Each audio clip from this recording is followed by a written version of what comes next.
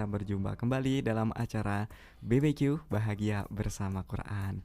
Tentunya masih barengan Dwiki Aditya dan juga Mas Rauf sampai nanti jam 9 malam aja ya. Dan kita masih membahas surat Al-Baqarah di ayat yang selanjutnya, ayat ke-83. Nanti teman-teman bisa siap-siap ya, ambil mushafnya, Quran, terus kemudian buka deh surat Al-Baqarah ayat yang ke-83. Setelah ini kita akan langsung mengkaji Quran, dan tentu saja untuk teman Sia Angkasa bisa gabung di sini ya. Nanti bisa SMS ataupun WhatsApp ke nomornya 0857 111 45945. Satu Angkasa 7 teman setiamu. Kita kembali lagi teman Setia Angkasa di BBQ Bahagia Bersama Quran. Dan teman-teman sudah siap ya yang ada di rumah maupun dimanapun saja berada. Mungkin lagi buka-buka gitu, buka-buka HP. Nah, ada aplikasinya Al-Quran di situ, bisa download ya, langsung di Play Store-nya. Nah, tinggal buka aplikasinya, langsung searching surat Al-Baqarah ayat ke-83. Nah, teman Setia Angkasa, kita langsung saja menyimak apa isi kandungan dari Quran surat Al-Baqarah ayat 83 ini. Silakan Mas Raul. Ya, Assalamualaikum warahmatullahi wabarakatuh. Waalaikumsalam. Masih deg-degan nih Mas Dwi ini. Barusan itu ada mobil hampir saja kecelakaan nih, Pak. Wih, hampir ya. Hampir, tapi alhamdulillah nggak jadi. Masih diberikan kesempatan. Baru setelah itu kepikiran Mas, Pak. Ini tadi dari rumah niatnya udah bener belum? Kalau niatnya bener sih nggak masalah gitu ya. Kecelakaan sampai meninggal pun kalau pas niatnya bener itu nggak masalah. Tapi ketika nanti niatnya dari rumah nggak bener ini jadi niatnya ngaji kok di sini. Niatnya insya Allah ngaji deh, insya Allah ngaji lillahi ta'ala. Amin. Alhamdulillah pada malam hari ini kita bisa bertemu lagi untuk ngobrol bareng tentang surah Al-Baqarah ayat ke 83. Ini menarik gitu ya. Kalau ayat-ayat sebelumnya kita berbicara tentang Bani Israel, di mana banyak kejadian yang kemudian Allah memberikan perintah, kemudian Bani Israel membuat atau berbuat kesalahan, kemudian bertobat, kemudian Allah menerima taubatnya. Ini beberapa ayat kita bahas kemarin seperti itu ya, beberapa kisah tentang nikmat-nikmat Bani Israel. Dan kemudian di ayat 83 ini ada satu janji gitu ya. Ada satu janji semacam pesan universal gitu ya, yang ini menjadi inti. Ada 8 janji yang dijanjikan Allah kepada, atau yang Bani Israel berjanji untuk mengamalkannya gitu ya, di syariat yang diturunkan kepada Bani Israel. Dan syariat ini memang sebenarnya buat kebaikan juga itu ya. Jadi Allah itu menurunkan segala sesuatu pasti untuk kebaikan manusia gitu ya. Sama dengan janji-janji yang dilakukan oleh Bani Israel, yang kemudian diperintahkan Allah untuk Bani Israel ini berjanji gitu ya, mengambil mitsaq atau perjanjian. Ini juga nilai-nilai ini sangat universal sekali gitu ya, dan ini menjadi inti. Jadi ayat 83 ini menjadi inti dari ajaran akidah, akhlak dan syariah yang ada di dalam Islam juga gitu ya. Dan sama juga ini juga dituangkan dalam Al-Quran, kitab kita gitu ya. Kira-kira Bani Israel ini membaca kitab Al-Quran nggak Mas? Jadi kalau kita kenapa Allah menuangkan ini dalam Al-Quran itu ya? Pasti ada hikmah tersendiri. Salah satunya adalah ya kita harus mengambil ibrah dari ini nih. Karena Bani Israel nggak mungkin baca Al-Quran atau mungkin juga baca Al-Quran ini, tapi Bani Israel saat itu tidak membaca Al-Quran ini. Dan orang-orang Yahudi Madinah saat itu juga sangat mewarisi sifat-sifat pendahulu mereka, Bani Israel, yang sangat ngelan dan sebagainya. Ya, kita kemarin sudah membahas tentang sifat-sifat Bani Israel. Dan ini ada 8 janji yang di mana di sini tertuang pesan-pesan yang sangat urgent dari ajaran Yahudi saat itu gitu ya. Dan janji yang pertama, mitsaq, ini adalah yang jadi Allah memerintahkan Bani Israel untuk berjanji. Perjanjinya yang pertama adalah janganlah kamu menyembah selain Allah gitu ya. Jadi ada satu janji yang pertama diperintahkan oleh Allah untuk dijanjikan kepada atau Bani Israel ini untuk berjanji, yaitu adalah la ta'buduna illallah, jadi tidak beribadah selain Allah. Dan ini nilai ini sebenarnya nilai yang sudah dibawa oleh semua nabi. Jadi semua nabi ini mengajarkan ketauhidan ini, Mas. Jadi dari Nabi Adam sampai Nabi Musa di sini, sampai Nabi Musa kemudian Nabi Muhammad, itu memiliki satu hal yang semua nabi itu dakwahkan gitu ya. Termasuk nabi-nabi yang diutus kepada Bani Israel, yaitu la ta'budu illallah gitu ya. Janganlah kamu menyembah la ta'buduna illallah gitu. Janganlah kamu menyembah selain Allah. Ini adalah mentauhidkan Allah. Dan Bani Israel ini kalau kita melihat kemarin ya, salah satu sifat yang dominan adalah mereka ini adalah orang-orang yang realistis ya. Bukan real uang nih, real. Tapi orang uang-uang yang berpikir realistis, kemudian berpikir pragmatis gitu ya, mencari keuntungan gitu ya. Makanya mereka ketika diperintahkan oleh Allah, ya mereka ya memang cerdas gitu ya. Memang cerdas itu. Ini menguntungkan tidak buat kita, itu menguntungkan enggak buat kami. Nah, ini menjadi satu peringatan yang pertama. Ini kita juga harus mengambil ibrah dari sini nih, Mas. Agar kita tidak sama dengan Bani Israel, lah ini kita harus memperbaiki yang pertama ini. Apapun, jadi kalau kalau kita berbuat apapun gitu ya, maka yang pertama harus kita luruskan adalah niat kita ini. Niat yang pertama ini adalah yang harus kita luruskan gitu ya. La ta'buduna illallah, kita harus mengesahkan Allah dalam segala niatnya. Karena yang saya khawatirkan gitu ya, saya khawatir sebenarnya juga tidak masalah ya, misalnya ada orang yang bersedekah kemudian mengharap, memang Allah menjanjikan ya, memang Allah menjanjikan ini, memang Allah menjanjikan akan membalas orang-orang yang bersedekah misalnya gitu. Tapi takutnya seperti ini, Mas, takutnya seperti kaum Bani Israel yang kemudian mereka mengukur keuntungan materi terhadap ibadah dan sekarang kan diukur secara rasional gitu ya, secara rasional menguntungkan nggak buat kita gitu. Kita kan lihat dari beberapa kejadian di ayat-ayat sebelumnya, maka Bani Israel memiliki sifat-sifat yang seperti tadi gitu ya, memiliki satu sangat materialistis gitu ya, sangat materialistis, dan mereka sangat takut mati gitu ya. Maka mereka selalu menimbang-nimbang, ini nguntungin nggak gitu ya.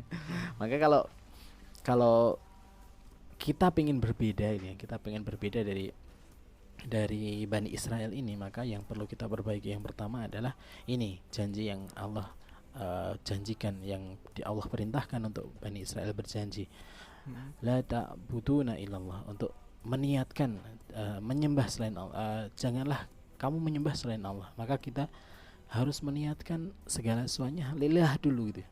Kalaupun Allah menjanjikan pahala atau menjanjikan balasan, itu ya nanti gitu ya, nanti.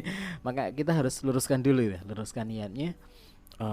Bismillah, lillah ini, dan keikhlasan ini menjadi satu pondasi yang sangat kokoh gitu ya. Orang tidak akan kenapa di sini keikhlasan kepada Allah, hak Allah ini yang paling pertama disebutkan gitu ya, dan diberikan prioritas yang utama untuk mentauhidkan Allah ini, karena salah satunya keikhlasan ini menjadi satu pondasi seluruh amal. Kalau pondasi, Mas Dwiki bisa membayangkan jika satu rumah yang besar itu, kemudian pondasinya hanya 10 cm misalnya gitu ya, tidak kuat, maka sesuatu itu akan mudah hancur, mudah roboh gitu ya.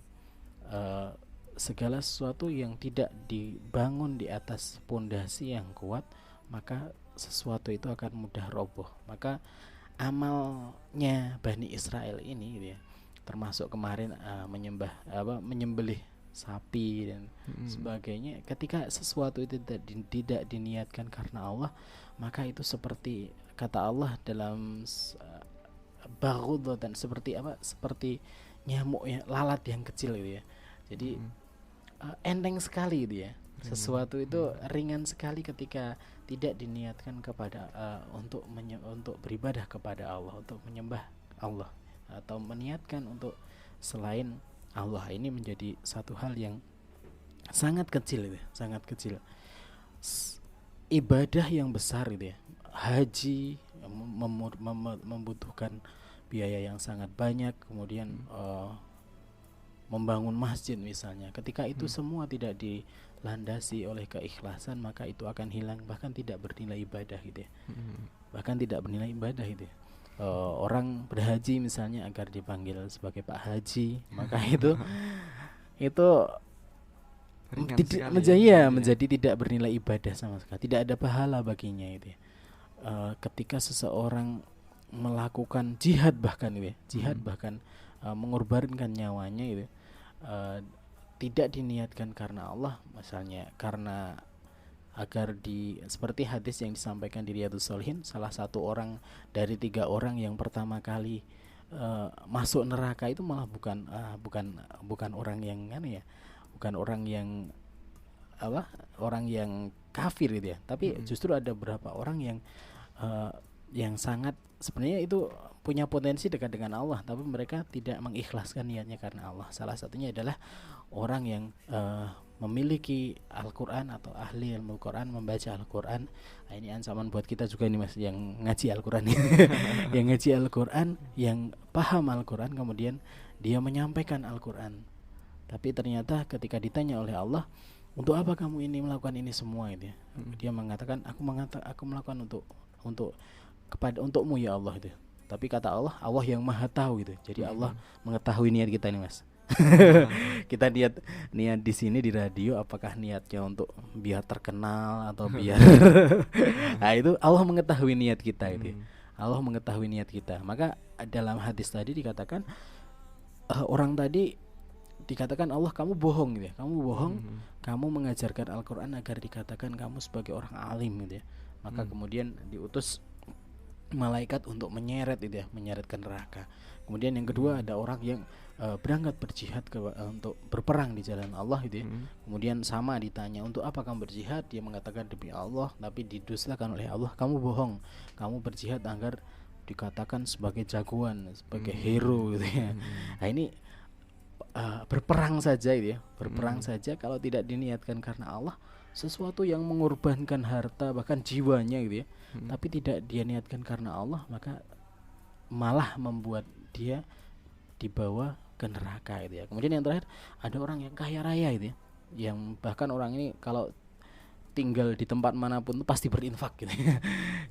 Tinggal dimanapun atau singgah dimanapun dia pasti berinfak. Tapi ketika ditanya oleh Allah, untuk apa kamu berinfak gitu, dia mengatakan demi Allah. Kemudian didustakan lagi oleh Allah, kamu bohong, kamu berinfak agar kamu dikatakan sebagai orang yang dermawan. Maka dia diseret lagi ke neraka. Ini orang 3 orang ini menjadi orang yang pertama yang dilempar ke neraka. Ini Mas, ngeri juga itu, ancaman bagi kita. Dan ini menjadi pondasi gitu ya, menjadi pondasi yang kuat setiap amal kita. Kalau kita nggak pengen seperti Bani Israel, maka setiap perbuatan kita maka harus kita landasi lillahi ta'ala atau bismillah, dengan meniatkan untuk beribadah kepada Allah. Bahkan kalau kita meniatkan karena Allah, sesuatu hal yang kecil itu ya, suatu hal yang kecil misalnya dengan senyum saja itu, tabassumuka fi wajhi akhika shadaqah ya. Senyummu di hadapan saudaramu itu adalah sedekah gitu ya.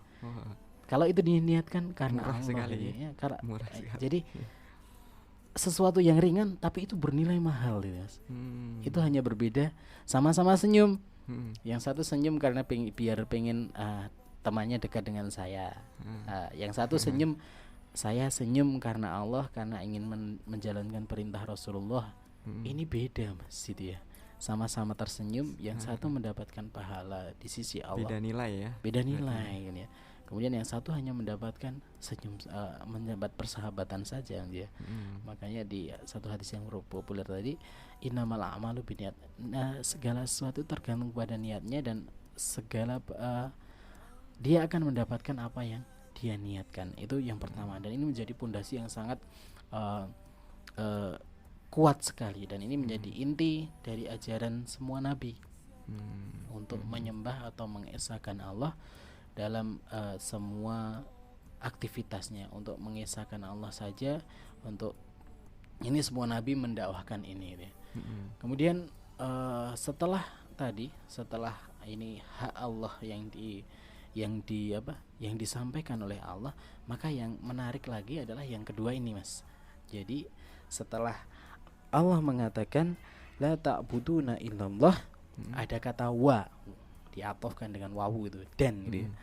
Wabil walidaini ihsana gitu ya, dan kepada kedua orang tuanya, kepada ibu bapaknya berbuat baiklah gitu ya. Mungkin kita sering bertanya ya, kenapa perintah untuk mentauhidkan Allah ini sering perintah untuk berbuat baik kepada orang tua ini disejajarkan dengan perintah menyembah Allah atau mengesahkan Allah ini. Ini ada satu pertanyaan besar yang kemudian kita bisa gali gitu ya. Dan ini ada satu rahasia tersendiri gitu ya. Kalau kita melihat atau mendapatkan orang yang paling berjasa adalah terhadap diri kita, adalah kedua orang tua kita dia. Kedua orang tua kita ini adalah seakan-akan kalau penciptaan pertama diciptakan oleh Allah, maka pembentukan akhlak, kemudian pembentukan jati diri, pembentukan moral itu juga banyak tergantung dari kedua orang tua ini dia. Dan orang tua ini adalah dua makhluk yang sangat luar biasa yang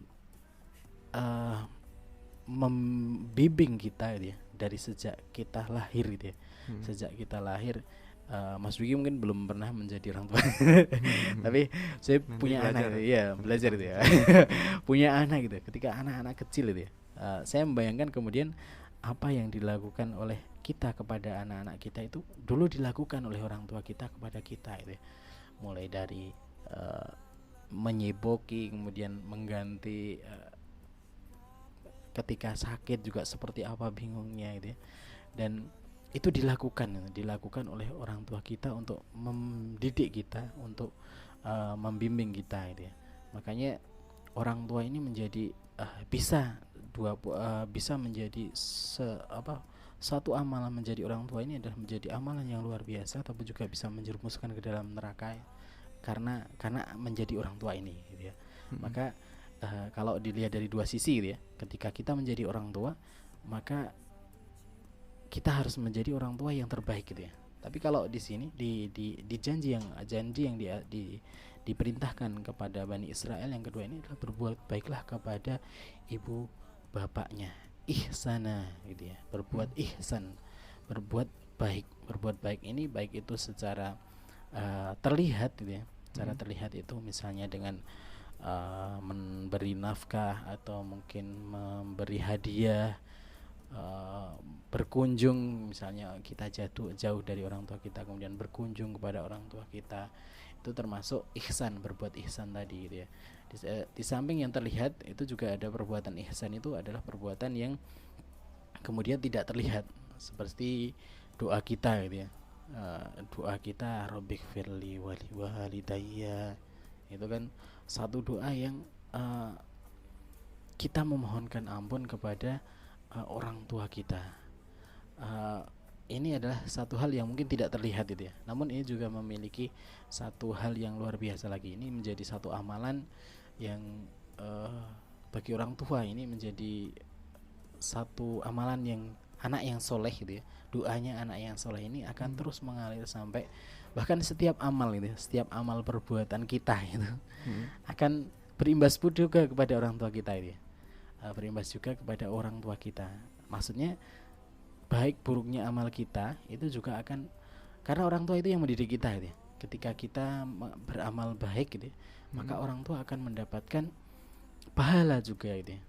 Kita membaca Al-Quran, maka orang tua kita yang dulu menyekolahkan kita atau kalau saya dulu masih ingat ketika kecil itu Mas, saya sering nangis itu kan. Ketika ngaji Quran itu sering nangis, kemudian karena dulu kata orang tua saya itu cilik enaten gitu. Jadi kalau dibentak itu nangis. Jadi kalau dibentak itu nangis. Itu saya dulu. Beberapa waktu kemudian ibu saya menarik dari TPQ agar saya ngaji di rumah, yang diajari oleh ibu saya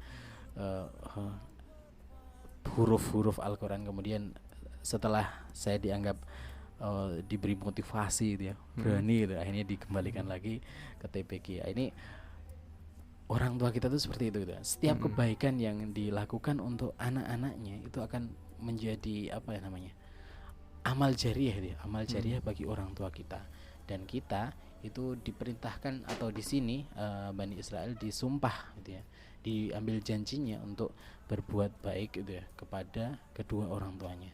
Salah satu rahasia yang menarik itu ya, bahwa kenapa perintah yang disandingkan berikutnya ini setelah mengesahkan Allah adalah berbuat baik kepada kedua orang tua adalah ini, Mas. Kalau seseorang sudah tidak bisa berbuat baik lagi kepada orang yang sudah berbuat banyak kepada kita gitu ya. Jadi orang yang paling berjasa itu terhadap kita jelas manusia, jelas orang tua kita gitu ya. Yang paling banyak memberikan itu kan Allah gitu ya. Nah, kemudian orang tua ini yang kedua tuh, second hand gitu ya, untuk memberi hal yang paling banyak juga kepada kita. Nah, ini kalau orang sudah tidak mau berbuat baik atau membalas kebaikan atau berbuat baik gitu ya, berbaik kepada orang tua itu notabene adalah orang yang paling banyak memberi jasa kepada kita, maka mana mungkin dia akan bisa berbuat baik kepada Allah, berbuat ihsan kepada Allah gitu ya. Jadi urutannya atau mungkin ini logikanya seperti itu ya. Kalau kita nggak bisa berbuat baik kepada orang yang paling banyak berbuat baik kepada kita gitu ya, maka mana mungkin sih kita bisa berbuat baik kepada Allah. Bahkan Allah itu tidak terlihat di misalnya kasat mata itu ya. Sedangkan orang tua kita adalah orang yang ada di depan kita itu ya. Ada yang membimbing kita, yang mendidik kita. Itulah orang tua kita yang kemudian mendidik kita dan berjasa banyak sekali kepada kita itu ya. Dan doa kita gitu ya. Doa kita juga akan terus birrul walidain kita ini, berbuat baik ini tidak berhenti gitu ya. Tidak berhenti sampai kapanpun ya. Bahkan sampai orang tua kita meninggal, maka kita masih diberi kesempatan oleh Allah untuk selalu berbuat baik kepadanya. Salah satunya dengan kita menjadi baik gitu ya. Dengan kita menjadi baik, dengan kita menjadi soleh, itu akan menjadi amal jariah bagi orang tua kita, akan mengantarkan pahala kepada kedua orang tua kita. Oke. Itu baru 2 golongan ya. Baru dua sumpah, 2 perintah, 2 janji gitu. 2 perintah dari kandungan ayat ke-83. Nah, kita akan lanjut lagi teman setia angkasa. Ada masih 1 2 3 4 5 6 7 ya? Ya, ada 8 semuanya. Ada sekitar 8. Sekitar 8. Nanti kita akan melanjutkan. Tapi kita mau break dulu sebentar. Jangan kemana-mana teman setia angkasa. Tetap di 88,1 angkasa 7 teman setiamu. Kita mau melanjutkan lagi teman setia angkasa. Kalau tadi kita sudah membahas 2 pesan ya, 2 janji yang diberikan Allah kepada Bani Israel. Dan tadi adalah jangan menyekutukan Allah ya, jangan menyembah selain kepada Allah. Kemudian yang kedua adalah berbuat baik kepada kedua orang tua. Dan sekarang yang ketiga apa nih Mas Rauf? Yang ketiga ini hampir ada hubungannya dengan makanya ada kata wawu lagi, wadil kurba. Dan berbuat baik kepada karib kerabat ini, orang-orang terdekat ini. Orang-orang terdekat ini ada yang ke atas, samping kanan kiri, dan ke bawah gitu ya. Jadi kalau ke atas itu dari bapak ibu kita, kemudian ada kakek, nenek gitu ya. Kakek, nenek, buyut itu, terus sampai ke atas itu ya.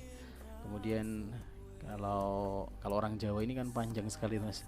Sampai apa sih? Gantung siwur, udah terus sampai yang terakhir itu apa? Panjang sekali itu ya. Sampai tingkatan banyak sekali itu. Mas Dwiki sampai mana ini taunya?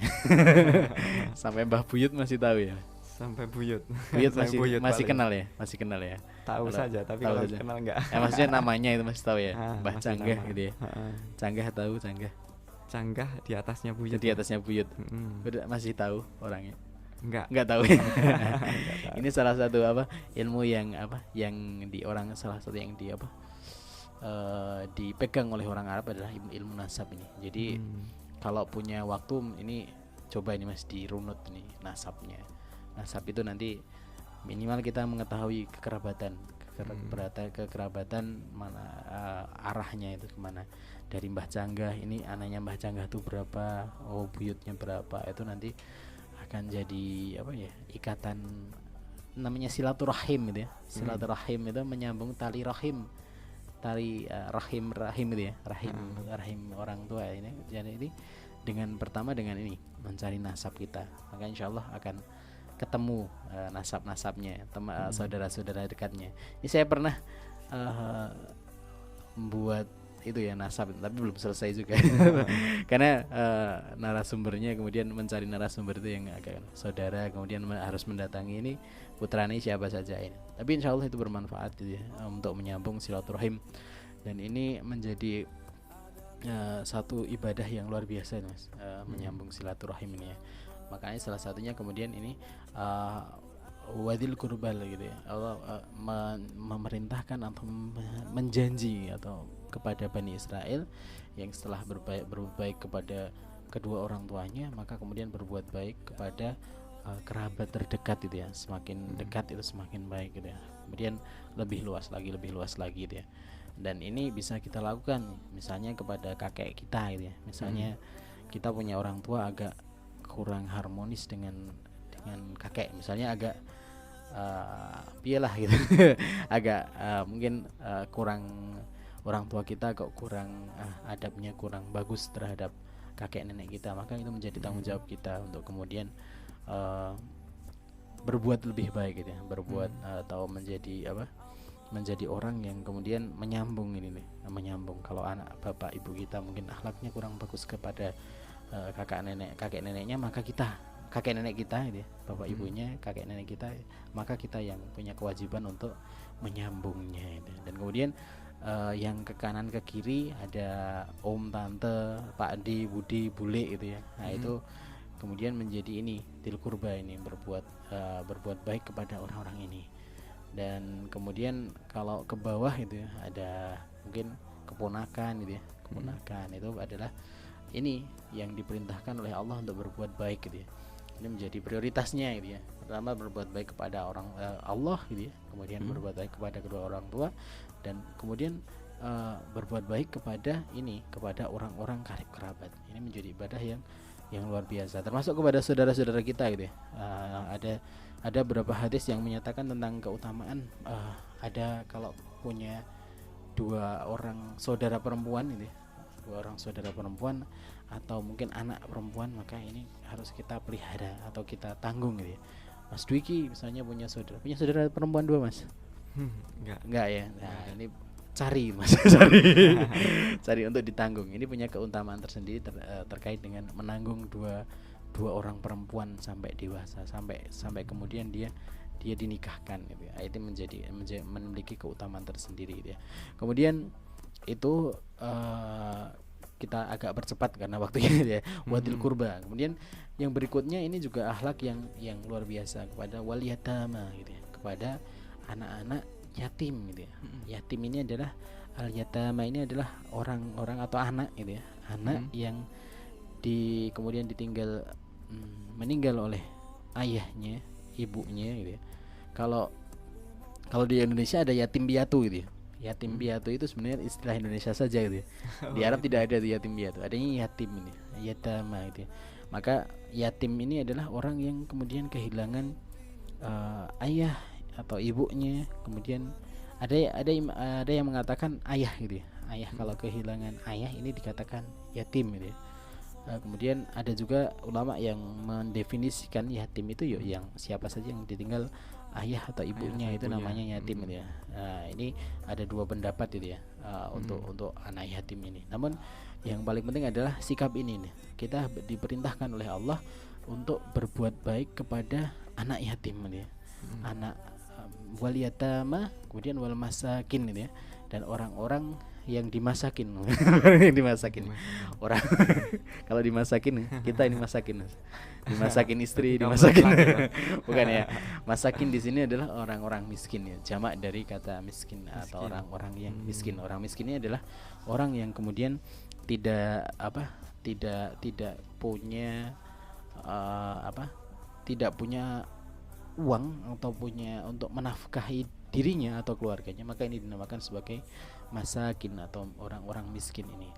Dan ada tadi saya mencatat satu hadis dari Imam Muslim gitu ya. As-sa'i 'alal armalati was-saki wa masakin kal mujahidin fi sabilillah wa ahsibuhu qala wa kal qaimin la yaftur wa kas shaimin la yuftir gitu ya. Jadi ada keutamaan orang yang menanggung gitu ya. Menanggung al-armalat itu adalah janda itu ya. Ada orang yang menanggung janda gitu ya. Kemudian wal masakin gitu, dan orang-orang miskin. Ini kata Rasulullah gitu ya. Ini hadis yang diriwayatkan oleh Imam Muslim gitu ya, dalam kitab Sahihnya, Sahih Muslim. Ini dari sahabat Abu Hurairah. Beliau menceritakan perkataan atau sabda Nabi Muhammad SAW bahwa orang yang menanggung al-armalat atau janda wal masakin dan orang-orang miskin itu kal mujahidina fi sabilillah, seperti orang yang berjihad fi sabilillah ya. Orang yang berperang berjihad di sabilillah ini pahalanya ini sama gitu ya. Luar biasa berarti. Luar biasa. Pahala jihad itu kan besar sekali gitu ya. Dan di terusan hadis ini gitu ya. Wa ahsibuhu qala wa kal qaimin la yaftur gitu ya. Bahkan seperti orang yang sholat malam gitu ya, atau berdiri untuk sholat yang tidak berhenti. Jadi iya, ini ada satu terus-terusan ya. Iya, terus berdiri. Wakal shaimin la yuftir. Bahkan seperti orang yang berpuasa tanpa berbuka. Nah, ini pahalanya orang yang memelihara atau menanggung gitu ya, menanggung derita dari janda dan orang-orang miskin ini. Kata Rasulullah itu punya keutamaan itu ya, punya pahala. Iya, gitu ya. Pahalanya seperti itu Mas, seperti orang yang berjihad fisabilillah, atau kata Abu Hurairah gitu ya, mendengar perkataan Nabi tadi. 88,1 angkasa 7 teman setiamu. Kita mau melanjutkan lagi teman setia angkasa. Kalau tadi kita sudah membahas dua pesan ya, dua janji yang diberikan Allah kepada Bani Israel. Dan tadi adalah jangan menyekutukan Allah ya, jangan menyembah selain kepada Allah. Kemudian yang kedua adalah berbuat baik kepada kedua orang tua. Dan sekarang yang ketiga apa nih Mas Rauf? Yang ketiga ini hampir ada hubungannya dengan makanya ada kata wawu lagi, wadil kurba. Dan berbuat baik kepada karib kerabat ini, orang-orang terdekat ini. Orang-orang terdekat ini ada yang ke atas, samping kanan kiri, dan ke bawah gitu ya. Jadi kalau ke atas itu dari bapak ibu kita, kemudian ada kakek, nenek gitu ya, kakek nenek buyut itu, terus sampai ke atas itu ya. Kemudian kalau orang Jawa ini kan panjang sekali Mas, sampai apa sih, gantung siwur, utek terus sampai yang terakhir itu apa? Panjang sekali gitu ya. Sampai tingkatan banyak sekali itu. Mas Dwiki sampai mana ini taunya? Sampai Mbah Buyut masih tahu ya? Sampai Buyut.